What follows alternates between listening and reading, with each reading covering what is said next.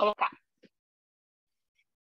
Eu anotei suas perguntas aqui, assim, está aberto, né, na minha tela aqui, mas podemos começar. Tá. Denise, bom dia. Obrigada pela sua participação. Eu gostaria que você me falasse um pouco sobre a sua trajetória profissional. E, assim, focando no momento em que a terapia de família entrou na sua vida. Como é que foi? Deixa eu só desligar o WhatsApp, peraí. Tá. Senão fica fazendo barulhinho chato. Tá. Uhum. A minha trajetória e quando que a terapia de família entrou na minha vida.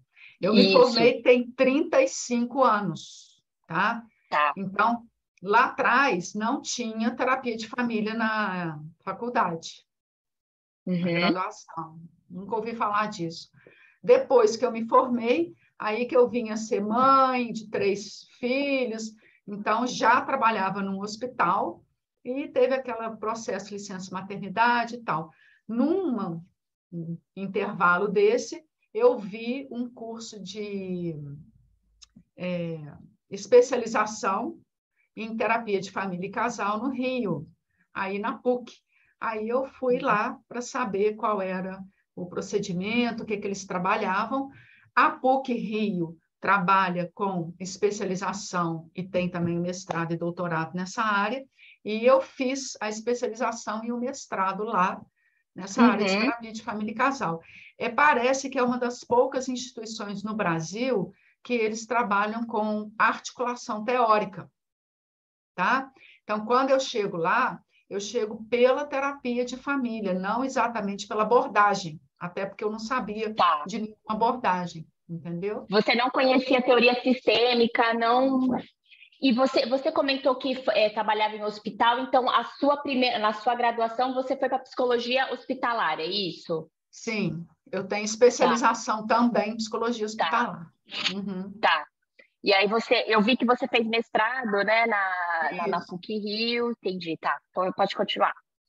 Então, aí lá, sim, né, como eles trabalham com a articulação teórica, eles utilizam a teoria sistêmica, a psicanálise de família e os estudos psicossociais. Para quê? Para compreender a dinâmica do casal e da família e fazer as devidas intervenções. Lá que eu fui conhecer as abordagens. Então, quando você, né, aqui traz essas perguntas voltadas para terapia de família, se foi na graduação que eu tive primeiro contato, não foi não, foi lá. Tá. E o que te fez, assim, o que te motivou? O que fez você te interessar pela teoria sistêmica? Como é que foi esse encontro teórico? Então, na verdade, não foi com a teoria sistêmica, foi com a terapia de família, né? Eu tinha questões, interrogações que eu vi até ali no próprio âmbito hospitalar, relacionado a dramas, dificuldades, filha do IC, os pais se separavam, né? Tinham dificuldades de lidar um com o outro. Eu falei assim, gente, o que está acontecendo? Né? Talvez assim, o foco seria bem ingenuamente pensando, né, para tratar da criança, e não, eles aumentavam o nível de estresse ou de briga. E aí eu fui procurar um lugar que soubesse me ajudar a pensar sobre essas dinâmicas familiares. Então, quando eu venho a me interessar pela teoria sistêmica, foi a partir dessa demanda inicial, onde eu via o conflito, tá? Aí lá, sim, lá a gente vê vamos falar assim, taxa proporcional, tanto a teoria sistêmica quanto a psicanálise de família, os estudos psicossociais, né? Aí, sim, comecei a compreender quais são os pré-requisitos da teoria sistêmica, com o que ela trabalha, né? Os principais aportes, como que a teoria sistêmica vê o núcleo familiar, e vi também o mesmo, digamos assim, o mesmo objeto a partir de outras disciplinas. Tá. Eu vi que na sua dissertação você trabalha com casais, né? Influência da família de origem na construção do laço conjugal e no casal. Eu estava dando uma olhada na sua dissertação, você faz essa articulação entre a psicanálise e a teoria sistêmica, né? Perfeito. Que é a proposta lá, né? A proposta da PUC Rio. Poucos lugares, Carlos, que eu vejo hoje, eles acabam trabalhando com articulação teórica. A Sim. maioria dos institutos ou das universidades no Brasil, eles vão se dedicar à teoria sistêmica. Alguns poucos a psicanálise de família, menos Tá. ainda busca, por exemplo, a Gestalt, que eu sei que tem, com foco na teoria sistêmica. Alguns poucos também com a cognitivo-comportamental. Tá. Tá, perfeito, Denise. E quais são os principais desafios na formação de um terapeuta de família hoje? Tá. Essa aqui. Eu vejo o seguinte, assim, pelos meus alunos aqui, tá? Tem um desafio que é muito subjetivo, é Tá. do aluno, tá? Ele chega, ele quer, mas ele não sabe exatamente o que ele quer. Ele quer porque está na mídia, tem uma pergunta que você me faz ali do Covid-19, que foi um problema, assim, né? Despontou, né? Pipocou a terapia de família e casal. Então, o aluno, muitas vezes, o aluno recém-formado, ele fala, isso é legal, aí eu quero entrar. Ele entra, mas ele não consegue sustentar o quê? O próprio psiquismo, a própria condição interna, na leitura, na compreensão, na entrada, digamos, no exercício, na experiência com casais e famílias, entendeu? Aquela Tá. pessoa que ainda está imatura para fazer esse tipo de atendimento, tá? Então, a Tá. gente tem um desafio que diz respeito ao próprio, vou botar entre aspas, porque não chega a ser, terapeuta de família e casal. Uhum. Eu quero, mas Uhum. não quero. Eu tenho que subir essa quantidade de degrau? Tem. Então não quero. Entendeu? É que Esse trabalhar com é família rebate na sua família, né? exatamente, exatamente, Sim, tá? sim. Aí, quando você fala isso, a gente parte para outro desafio, que é a sustentação do profissional. Então, o profissional fala, eu quero trabalhar com família, então, ok. Então, a gente tem muito manancial teórico para o aluno entender, tá? O que constitui a dinâmica do grupo familiar, né? Como que as famílias elas se organizam, que, como você pergunta, tem uma diversidade na organização, né? Uma multiplicidade. Que ferramentas nós que vamos trabalhar com a família temos para poder olhar para aquele grupo, tá? Tá. E aí tem uma série de outros fatores que, quando o aluno ele se depara com um grupo familiar ou com um casal, exatamente isso que você falou, eu vejo isso na cara dos meus alunos aqui na aula, né? Eles ficam assim, eu falo assim, pronto, aquilo ali pegou numa coisa da Uhum. vida dele, né? Porque ele Uhum. não está prestando atenção, ele está viajando, mas não é viajando fora do tema, é fazendo, se inquirindo, fazendo questões, entendeu? Acontece, isso é importante, porque a gente vem de um núcleo familiar com uma história, cada um com a sua especificidade, né? E a gente precisa, então, enquanto instituto formador, esse é um outro desafio, só que agora é do Tá. lado institucional, né? Tá. O quê? É criar campos, aberturas para auxiliar o aluno também nesse aspecto. Olha, está acontecendo alguma coisa que está ressoando especificamente em algum ponto que a gente possa te ajudar? Entendeu? Tá. Perfeito. Eu tenho alunos que chegam, porque hoje a gente tem tanto a parte teórica quanto a clínica escola, né? Tudo online. Uhum. Eu tenho alunos que vêm para a nossa clínica escola, que são meus alunos, também são meus clientes, exatamente porque o material ressoou. Sim, Entendeu? sim. Onde você acha que estão as vantagens e as desvantagens na aplicação da teoria sistêmica familiar? Vantagem e desvantagem, eu até li essa pergunta ali, eu penso muito assim, Carla, que isso aí também vai passar pelo limite subjetivo, Tá. tá? Porque o que acontece? Material, a gente tem muito material. Se você for parar para olhar especificamente a teoria sistêmica, ela começa antes da Primeira Guerra Mundial. Uhum. Não, segunda, 1950, tá? Então, ela começa nesse ínterim aí, tá? Então, o que acontece? Os primeiros teóricos sistêmicos, eles usaram vários, digamos assim, olhares, né, vários lugares diferentes para compreender o que estava acontecendo na família, tá? E, sobretudo, famílias que foram se reconfigurando devido à própria guerra. Os maridos saíam, não voltavam, não tinha notícia, né? No correr aí de mais 10, 20 anos, aquelas mulheres, os filhos que ficavam, acabavam se reorganizando de outra forma, né? Muitas vezes recasando, outras vezes não, e às vezes o marido aparecia depois de um tempo, né? Então, sobretudo na América do Norte e na Europa, os profissionais vieram a princípio de lá, olhando para as dificuldades que crianças que ficaram sem pais ou só com um genitor, né? Então, eles começaram a construir recursos que a gente usa esses recursos até hoje.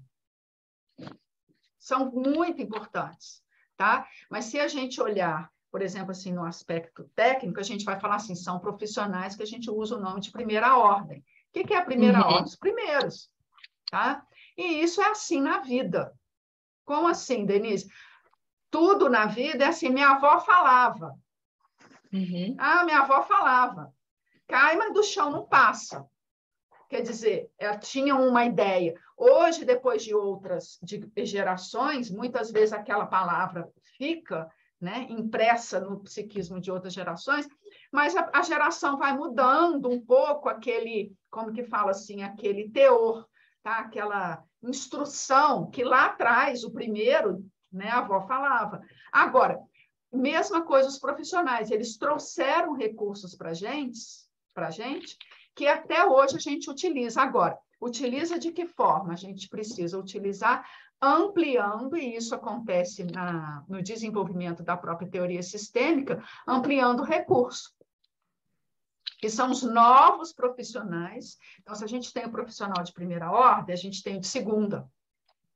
Quem que é o profissional de segunda? É aquele que pega o primeiro conceito e fala, poxa, isso é bacana, exato, se cair do chão não passa. Mas o que a gente pode utilizar para cair e amortecer a queda?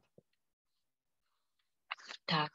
Entendeu? Então, você usa o primeiro recurso e encampa, né? Joga outros olhares em cima dele, tá? Para poder continuar lidando com processos que são processos naturais aí, do psiquismo da família e do casal. Aí você vai falar assim, aonde que está o limite?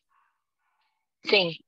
O limite, o que eu vejo? Eu não sei se eu sou muito otimista ou se eu sou romântica. O que eu vejo? Eu vejo que muitas vezes o limite é um olhar pessimista do profissional que está com o texto na mão, tá? E ele fala assim, mas que coisa chata que está escrito aqui. Gente, não é chato. A pessoa estudou, ela se dedicou, entendeu? Daquilo dali você pode tirar um manancial de novas interpretações. Então, assim, honestamente, eu vejo o limite muito relacionado a questões subjetivas, porque outros profissionais, lendo o mesmo texto, conseguem ampliar, conseguem ver riqueza naquele conceito, naquele aporte teórico, entendeu? E como a Denise, especificamente por causa da minha escola, eu vim aprendendo a articular, Tá. entendeu? Então, eu consigo pegar um texto, outro texto, e falar, gente, você tem um fenômeno. Como é que eu vou olhar daqui? Como é que eu vou olhar de lá? Então, perfeito, eu não brigo com material teórico. Eu vou achando saídas e encontros, entendeu? Sim. Então, o material que os primeiros profissionais trouxeram, eles são de fundamental importância. Eles falam, como que você vai ver? Olha que interessante, o mapa de uma família. Imagina você ter um mapa na sua frente. Depois eles falam, peraí, mapa não é território. Se você entrar em contato com essa família, você vai ver que tem nuances que não estão no mapa. Né? Como é que você vê uma estrutura, como é que você vê a aliança, a hierarquia, as triangulações, a função de você pertencer ou separar uma determinada. Isso tudo é termo antigo, mas é termo que até hoje a gente precisa saber. Sim. Entendeu? Agora, você não briga com a psicanálise e a teoria sistêmica, você articula os dois conceitos. Exato. Né? Exato. Sim, perfeito. Você poderia me falar sobre as principais demandas do consultório hoje? Por exemplo, a questão da Covid-19, o que você acha que mudou, que trouxe de Ou você acha que não houve mudança, só acentuou? Como é que você vê isso? Acentuou, né, Carla? Tá, Acentuou. tá. Sobretudo nos 2 anos mais graves aí que a gente teve, 2020 e 2021, a demanda ficou maior, tá? Agora, tem uma coisa interessante, né? Porque junto com a demanda vem uma confusão.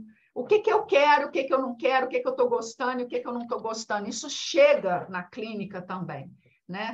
A gente tem um ditado que a gente fala o seguinte: a cabeça pensa onde que os pés estão, tá? Então, você é casado, você trabalha 8 horas, seu marido também, e você encontra com ele de manhã, à noite, mais final de semana. Se isso muda, se você vai ficar com seu marido 24 horas dentro de casa, você precisa organizar um espaço, porta fechada, de preferência que ninguém bata na porta, porque aquela hora você está trabalhando, né? E você, ainda assim, você vai ouvir barulhos, dependendo do que estiver acontecendo, ou música, coisas, entendeu? Que mudam esse trato no dia a dia. Então, você tinha um nível de atrito. Tá. Que é o tempo junto. Isso ampliou. E quando as pessoas chegam, muitas vezes, sobretudo lá atrás, elas chegavam sem saber até onde que era o atrito. Tá. Entendeu? Onde que eu estou atritando? O que eu não deixei de gostar da pessoa, mas eu não sei se é a chatice dele, a música alta que ele escuta, ou o cachorro que ele não sai para levar para passear e antes levava, entendeu? Então as coisas vieram de uma forma muito intensas e muito confusas. Entendeu? Por quê? Por causa do tal do confinamento que todo mundo teve que fazer um determinado período. Entendeu? Então, para nós que recebemos também essa demanda, a gente acaba recebendo junto essa confusão natural e que foi uma coisa no sentido circunstancial, né? Ela veio daí, né? Tá. Mas hoje as coisas já deram uma sentada, né? As pessoas se reorganizaram. Inclusive, a gente tem casais hoje que vivem bem no home office. Né? Então, assim, conseguiram se reestruturar, né? Diminuindo essa carga horária fora, puderam se reorganizar e arrumar um outro arranjo no dia a dia, no cotidiano de convivência. Tá. Com a pandemia da Covid-19, Denise, quais foram as principais mudanças que ocorreram para os terapeutas de família? Aqui eu pergunto a questão do online, né? Houve, então, assim, adaptações às técnicas? Como é que foi essa entrada do atendimento online? E aí eu estendo um pouco a pergunta, porque você tem um instituto, né? Isso. E como é que foi esse dar aulas online, essa adaptação? Eu creio que também tem que ter algum tipo de ajuste de vocês também, né? Sim, exato. Eu vou começar pela primeira, porque o Instituto é mais fácil eu falar.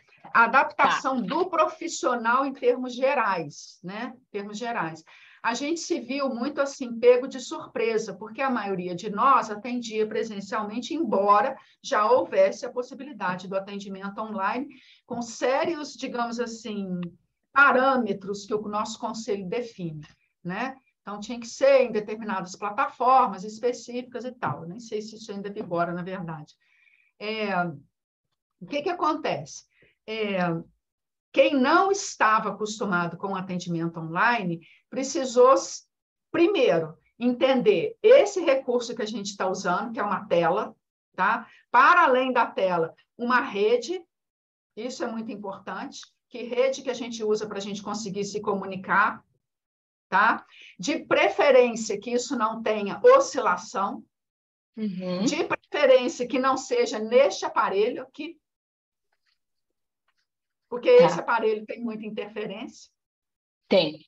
Né? Eu falei, vou desligar o WhatsApp, porque fica pitando, entendeu? Então, o que acontece? A gente, embora tenha um monte de aparelho aqui, que às vezes vai pegar o som daqui do lado, mas não está entre eu e você, né? A gente teve essa dificuldade de mudar o que a gente fala que é o setting. Uma coisa, eu estar com você, né, Carla? Eu estar com você, eu vou sentir sua temperatura, o distanciamento. A voz muda, o tônus da voz muda por causa da aparelhagem, né? Então, eu vejo de cara toda a sua, digamos assim, integração psíquica com o corpo, como que você assenta, senta longe, senta perto, como que faz e tudo. Aqui, muitos recursos a gente perde, então a gente teve que, digamos assim, a partir do tempo, da conversa entre profissionais, algumas reuniões, organizações, simpósios começaram a acontecer para a gente conseguir estruturar, entender qual o mecanismo que a gente vai usar mais adequado para manter o mesmo, bem próximo daquele primeiro atendimento que era presencial, mantendo a ética, mantendo o sigilo profissional, né? Então, você vê, quando você chegou, parece, eu não tenho certeza, que você colocou o fone. Uhum. Sim. Também, entendeu? Então, assim, quer dizer, hoje, eu estou sozinha aqui, eu poderia estar sem fone, entendeu? Mas já é um hábito, então, pelo menos o que eu escuto, só eu escuto. Sim. Concorda? Sim. Mas a fala ainda sai aqui, nesse quarto aqui que eu estou, entendeu? Então, a outra coisa, né, assim, que até as minhas alunas muito fazem, e muitas vezes eu acho isso uma graça, elas pegam a câmera e passeiam aqui no quarto. Porque, às vezes, você está vendo um limite, mas você não está vendo minha janela, entendeu? Você não está vendo... Então, elas passeiam, olha, eu estou sozinha, para garantir que não há outra pessoa junto, tá? Então, isso foi uma primeira adaptação. Agora, em relação ao Instituto, nosso curso era totalmente online, até antes da pandemia, ou minto, presencial, antes da pandemia, mas eu já gravava as aulas presenciais. Eu tinha esse cuidado, tá? Então, a gente tem uma sala onde dava aula, os alunos vinham, e eu tenho um monte de câmera naquela sala. Eu já fazia isso porque eu pensava assim, gente, minha aula é uma vez por mês. Se o aluno faltar, ele vai perder tudo. Então, o que eu disponibilizava para o aluno? A gravação da aula. É claro que passava gente entre o professor e o aluno, tá? Tinha uma série de dificuldades, mas ele não perdia o conteúdo, ele podia ver o conteúdo e depois assistir.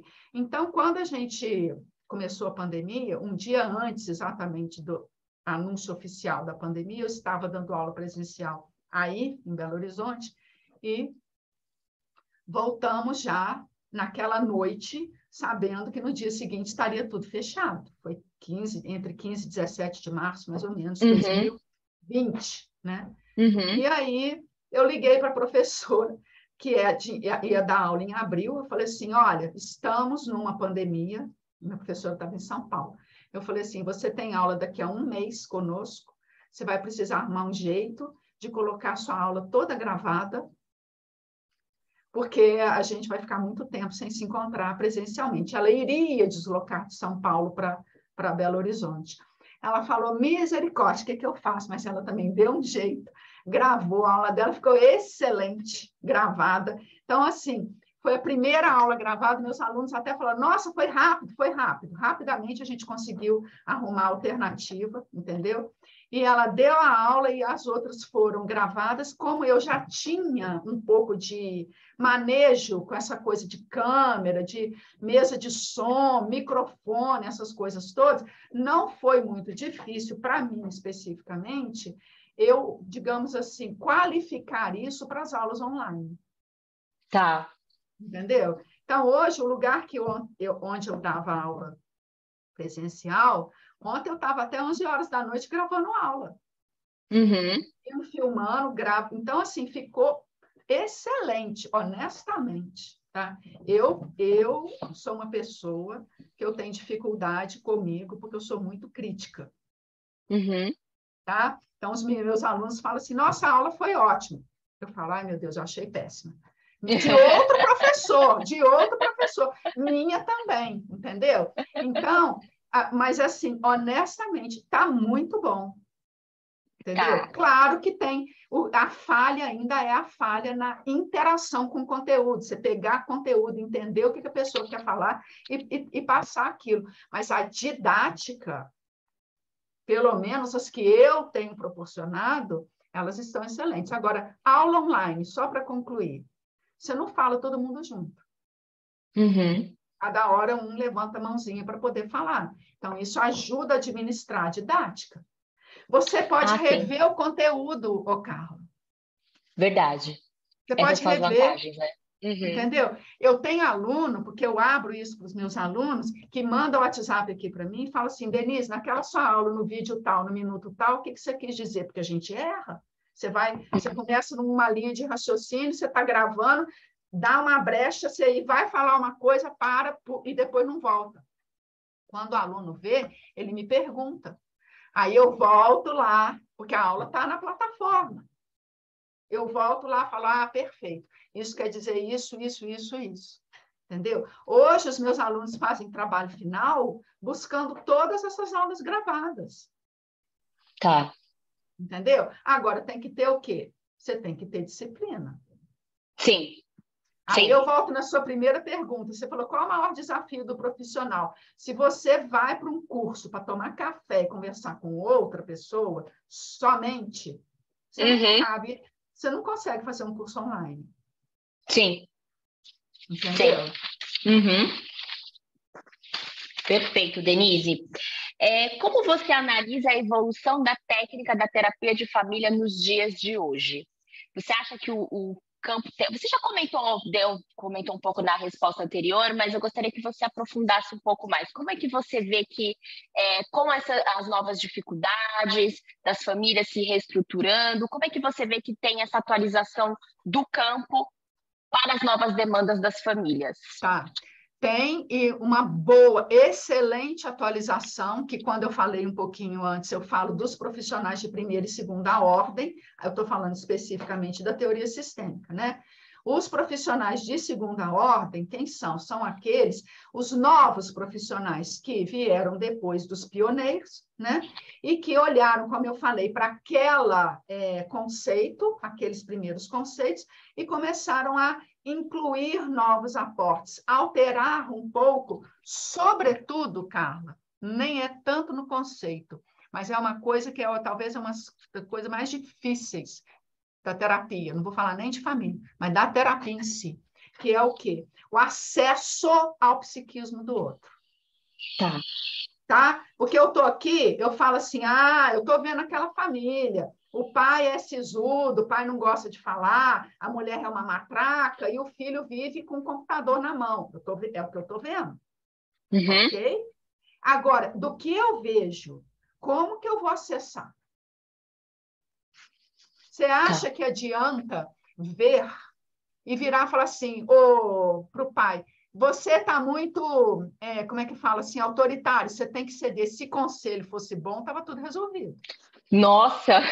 Concorda? Uhum. Né? Então, o maior desafio é o acesso àquela configuração que você está vendo. Como que você vai acessar? Porque o acesso é o caminho da mudança. Não adianta você falar, faz isso ou faz aquilo. Você precisa acessar o psiquismo do outro. E os profissionais de segunda ordem vieram trazendo essas informações, sobretudo em relação ao acesso, quando eles começam a trabalhar com a linguagem. Tá. Como assim? O que é a linguagem? Você vê, eu não falei que você viu, você tirou um retrato da família, você viu como é que a família está. Agora, ok. E como que ela se comunica? O que comunica e como comunica? Tá. Comunica, sobretudo, pelo não dito. Concorda? Então, quer dizer, como que você vai acessar aquela família? Que muitas vezes é crítica, é brincalhona, não gosta de conversar, menospreza o próprio processo terapêutico. Então, o acesso veio com os profissionais de segunda ordem, quando eles começam a trabalhar com a linguagem. O que é a linguagem? É exatamente isso, como que eles assentam, que tipo de palavra que eles usam. Aí, o que nós temos hoje, que é um ganho na teoria sistêmica e na terapia de família? Exatamente isso. Que forma que eu vou acessar, criar esse caminho, essa ponte a partir da linguagem com o meu cliente, que é a família ou o casal. Porque é esse acesso que vai me permitir fazer mudanças, porque a mudança é uma construção em conjunta, concorda? Sim, sim. Né? Então, eles trouxeram, tem muitas as abordagens que a gente fala hoje, que são as abordagens pós-modernas, né? Não são as tradicionais, são as pós-modernas, elas vão trabalhar em cima da linguagem. Aí a linguagem, você não fica só na palavra, você vai ver aonde que a pessoa está inserida, qual é a influência também, mais uma vez, da cultura, daquela microcultura familiar, porque relações de gênero, né? Exato. Isso tudo influencia na linguagem, entendeu? Então, a partir desse novo referencial, a gente ganhou em muito recurso para conseguir... a palavra é essa, acessar o psiquismo do outro. Tá. Perfeito, Denise. Tá? E aí, só para concluir, a linguagem aproxima do quê? Aproxima do que a psicanálise trata, que é o material inconsciente, que aparece por que via? Pela via da linguagem. Também do comportamento, do ato, né? Daquilo que a gente manifesta, mas, sobretudo, pela via da linguagem, do sonho. Você fala, né? Você fala isso, começa, igual eu falei, começa, para, ia falar uma coisa, esquece. Tudo isso é comunicação. Sim. Tá? Então, você vê que, sem querer ou querendo, não sei que palavra que a gente pode usar, digamos, as disciplinas, elas convergem no mesmo ponto. Tem caminhos, tem nomenclaturas, tem olhares diferentes, mas elas ajudam uma a outra. Tá. Denise, última pergunta. Você gostaria de acrescentar mais alguma coisa que não foi falada até esse momento? Foi ótimo, você gostou muito. Dentro da sua atuação, da trajetória do Instituto, o que mais você gostaria de acrescentar aqui para este meu lindo trabalho? E para a nossa entrevista? Não, assim, o que eu posso falar com um pouco mais de propriedade é a trajetória do Instituto que eu conheço, né? Eu venho junto aí com essa trajetória há muito tempo. Assim, eu vejo o quanto que a gente tem se esforçado, eu acho que é a melhor palavra, para falar do crescimento, quando eu falo da didática das aulas, entendeu? Hoje, Carla, eu gosto muito da característica do nosso Instituto, que ele é artesanal. Tá. Tá? O que é artesanal? É diferente de um curso, por exemplo, que eu recebo muita pergunta aqui. Isso é especialização? Isso é pós-graduação? Não, especialização e pós-graduação, estrito, lato sensu, está dentro das universidades, entendeu? Hoje eu não fui para as universidades. Lá atrás eu queria ir, hoje não mais. Porque eu consigo articular com o professor que eu quero trazer, entendeu? O professor que tem um bom manejo com a turma, que sabe escutar o aluno, que está apropriado da teoria, entendeu? Tá. Então, assim, que não tem aquele monotom o tempo todo, mas que ele vai e volta no próprio conteúdo, entendeu? Que ele vê o que está ressoando, como foi uma coisa que você trouxe com a turma.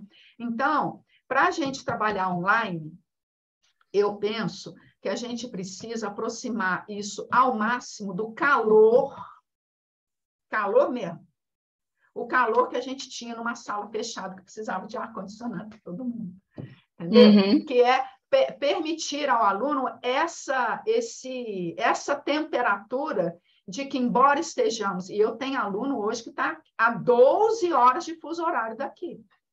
Ele assiste a aula de madrugada. Tá? Sim. Então, assim, para isso, que é um grande recurso, e isso para mim é excelente, aluno que tem inglês fluente. Hoje eu estou recebendo um casal que está lá nos Estados Unidos, fala pouco português.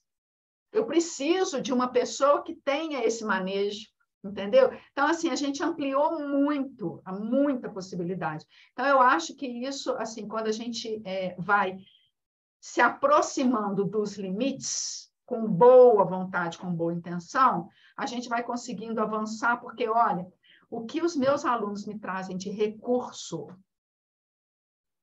nossa senhora, é muito. Entendeu? Cada um tem um recurso, cada um tem uma visão, cada um tem uma história de vida. Eu tenho aluno hoje que foi, eu vou te falar aqui, usuário de droga, morador de rua e é psicólogo. Uhum. Ele tem uma experiência que ninguém tem. Sim. Você concorda? Sim. Que na palavra dele, estou limpo há não sei quantos anos, entendeu? Então, assim, eu preciso considerar toda essa trajetória que os alunos trazem, porque isso, assim, me dá uma condição que a Denise não tem. Que aí Sim. a gente vai somando, né? Então, assim, desafio, eu acho que seria basicamente nesse sentido de perceber essa riqueza que vem chegando, é claro que com limites, a gente vai avançando devagarzinho. Perfeito, Denise. Deu? Obrigada, viu? Deu. Perfeita pela sua colocação, pelas suas intervenções. Muito obrigada, agradeço a sua disponibilidade. Você quer, eu te Obrigada. mando, então, esse videozinho, né, que eu gravei. Que você vai Se você precisar puder, dele. eu agradeço. Tá, joia. Joia, Tá bom? querido. Tá, joia. Um Obrigada. beijo, tá? Um beijo. Tchau, tchau. Tchau.